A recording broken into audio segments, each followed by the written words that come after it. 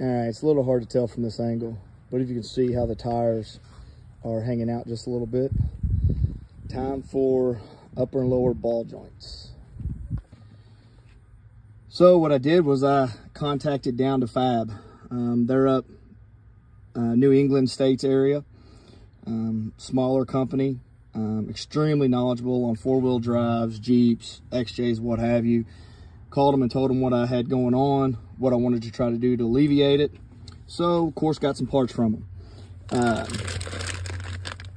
I got some upper ball joints for the XJ, lower ball joints for the XJ, some heavy-duty Spicer U-joints. I'm going to put those in. Got the new clamps. Of course, I'll show you a video of putting these in. I'm not super excited because I hate doing ball joints, but it's part of it. So I wanted to give a shout out to Down to Fab. Definitely recommend reaching out to them. I'll definitely go back to them and I'll start getting these put on. All right, so I've had the U-joints for the front axle and the ball joints for a while, so it's time to put them in. I'm gonna pick it up at this spot. It's pretty simple so far. Basically, lifted it up, obviously take the tire off. A couple different ways you can do it. You can take this nut off here, separate the hub from the bracket, then you can disconnect it here. What I'm gonna do on this side, I'm gonna try it on both ways, is I'm just gonna leave this as one unit and pull the whole hub out together on the axle, just see if it's easier.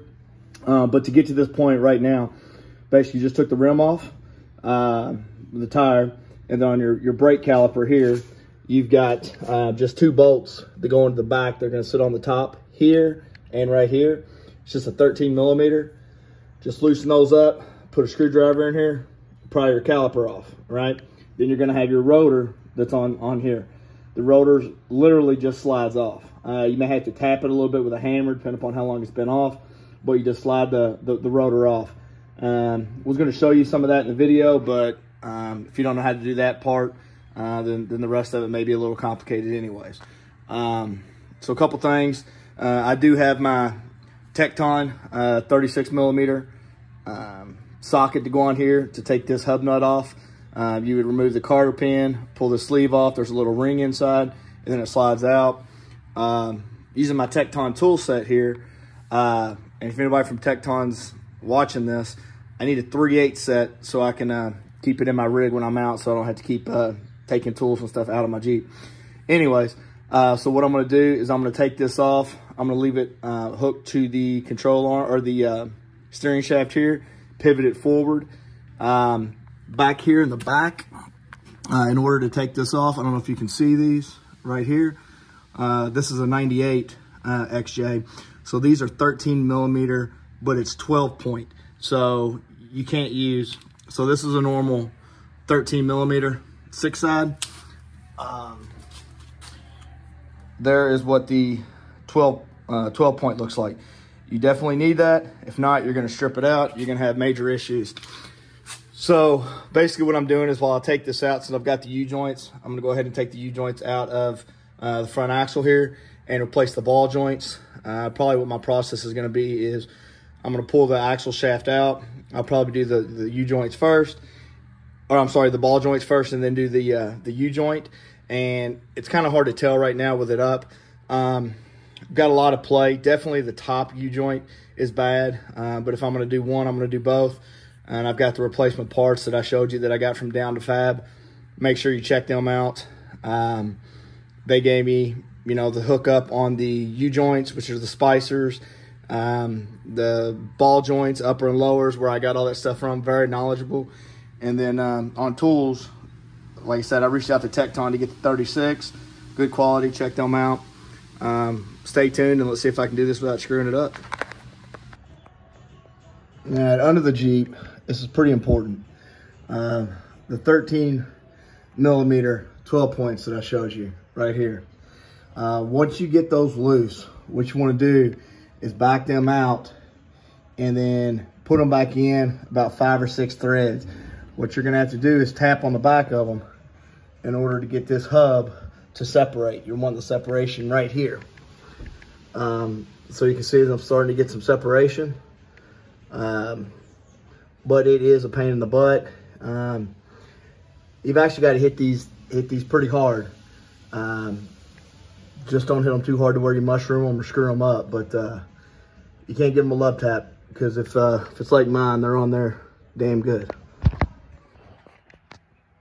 Now, I couldn't record it because it takes two hands. We got it out. Then the axle slides all the way out with the wheel hub on it. Comes on out. See the gears, or the splines, I'm sorry. So what I'm gonna do is I'll clean all this stuff up before I put it back in, as well as clean all this crap out of here and get it all cleaned up. So that's where we're at so far. I'm not sure if you can see it, but on your top ball joint, you'll have a cotter pin. Mine actually came out, but sometimes you got to cut them to get them out. Same thing on the bottom one. Again, got the Tecon 33 millimeter that I'm going to use for the bottom.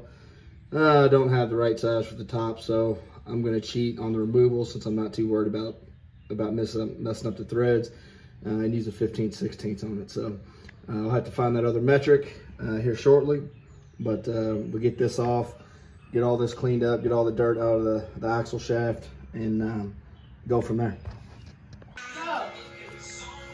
All right, I found my metrics. The top is a 22. All right, so I went ahead and took the steering linkage out, supported it, just because I felt like that was the best way to do it. So got the hub off. It is a pain in the ass. It was on there really, really good. What you want to do is you're going to have to hit it right here on top with a big-ass hammer to get that to come off. And then that'll expose your ball joints. Top one's pretty tight. Bottom one's got a little bit more play than what it should. So we're going to get those out, get the tool set up, the ball joint press, get these out, and then and go from there. All right, here's the ball joint press I'm going to use. You can buy them for 80, 90 bucks, whatever. I just went up to local parts store. You can rent it. You got like 90 days to return it, so no big deal. But this is the normal ball joint press kit, right? I'm also going to use it for my U-joints. The thing about this is that has the angled knuckle on it, so you need to order the replacement for Jeep, Dodge, four-wheel drive. And I'll show you why in just a second. The main reason is because of this piece right here. If you can see, it's angled. That's because this has a taper to it. So when you put it in, basically you have to have the right angle on it to get it seated. But I'll show you that once I get it in, or get to that point. What I'm gonna do first is take these off. You wanna take the top one off first. That way you can stick the rod of the press through the top hoe in order to get the bottom one out. It makes it a little bit easier. But I'll show you how to do that real quick. All right, so here's what you got. Again, you're going to use the attachments out of the add-on kit that you get. A little piece goes on the bottom. We're going to do the top U-joint first. Tall piece with a slot goes on top. Put it down here. It's a 7/8 on top. Just crank it out, and this should pop right out. All right, worked just like it should. It will pop, and your U-joint comes out.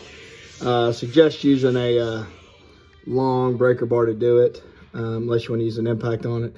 But it is kind of a pain in the butt. You got to put a little bit of effort into it, but it comes out. So now we're going to do the bottom, same thing, but we'll put the shaft up through here, so we got more leverage on it, and it's a straight pull. I don't think I really need to put much comment on your thoughts of this one. Just clarify, I said that backwards. When we press them in, we'll go from the top. But for taking it out, you come from the bottom, reverse order, same as what you did up top. You may have to raise it up a little higher to get to it, but that's how it does. So again, XRF went in smooth, fine, zero issues. Let's press the top one in now. All right, so on this one, again, you're gonna use, on both of these, this tapered piece, right? There's a little notch right here. We can do the bottom. The notch comes out here. So fat part, skinny part. Same on the top. It's kind of hard to record and do the pressing at the same time, but I'll put the link to these, which I got off Amazon for like 30 bucks, in the comments below. All right, both ball joints in, new castle nuts. Make sure you put the new cotter pit in, get those fairly snug, hook up your steering linkage if you took that off. This is all good. What I'll do is before I call this finalized, I'll grease this upper ball joint here. Pretty sure I've already greased it, but I'll double check it. And then before I throw this axle in, I cleaned up some of this area, got extra dirt and debris out. And then now I'm gonna replace the U-joint in the axle while I got it out. So let's go do that now. All right, back on rotor, brake, caliper. So all hooked up, greased, ready to go. And I'll post the U-joint on a separate video, but this main thing is about the upper and lower ball joints, which are all in good. And we'll finish this side up and then go the other side and take her for a spin. All right, gonna go ahead and do this U-joint on this side because this one's bad. I should have taken this nut off while on the vehicle, but whatever, I'm gonna make it difficult on myself. So I'm gonna use my Tecton 36 millimeter and go from there. All right, the Spicer, new axle U-joints in. I didn't record that process because there was a lot of cussing involved. I don't know why, but I just hate U-joints with a passion. But either way, it's in, so we're gonna get it back together now. All right, putting my hub bearing back on. Again, if you don't have the Tecton 36 millimeter, you're not getting that bolt off, or that nut. All right, ball joints in, U-joints in. Of course, like I said, it's been a while since I got those down to fab and Tecton parts, but obviously it's been bully lined since the first picture in this video. But time to get it front in alignment and then start looking for some tires.